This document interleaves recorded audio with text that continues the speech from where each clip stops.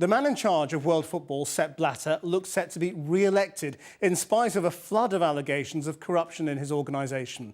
His rival for the post of president of FIFA has pulled out of the contest. Mohammed bin Hammam from Qatar has been giving evidence in front of an ethics panel about allegations that he gave cash bribes for support. But Mr Blatter himself is implicated in the alleged corruption. And as his vice president warns of a further tsunami of revelations, senior figures in football are calling for comprehensive changes to the way the sport is run. Here's Simon Israel. His election promise was greater transparency in the murky world of international football. But Mohammed bin Hammam withdrew from the running for president of FIFA just after midnight. This afternoon, he faced a hearing on allegations he offered money for votes. The outcome is not yet known, but these are allegations he described on his website as baseless. It saddens me that standing up for the causes that I believed in has come at a great price, the degradation of FIFA's reputation. I cannot allow the name that I loved to be dragged more and more in the mud because of competition between two individuals. I will not put my personal ambition ahead of FIFA's dignity and integrity.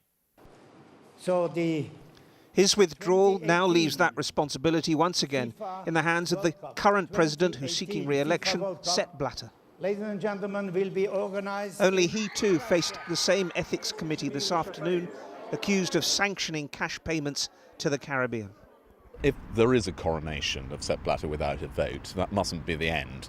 What mustn't happen is that these matters get swept under the carpet and no action taken. There needs to be a thorough investigation of all the allegations around bribery, both in terms of the election of the president and in terms of the World Cup venues, and FIFA needs a fundamental reform from top to bottom. FIFA Vice President Jack Warner is the third in this Bermuda Triangle of bribery allegations.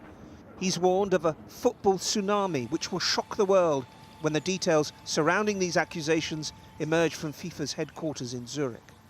You're talking about FIFA land here, and those of us who've watched it, been on it, seen some of the things that happen, take absolutely nothing for granted.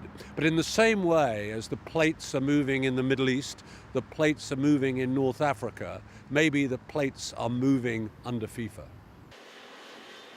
The crisis in world football has overnight overshadowed the celebrations following Europe's richest match.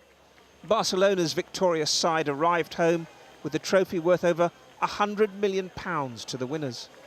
FIFA's troubles may seem far away, but trouble at the top has a way of tarnishing the reputation of the game overall.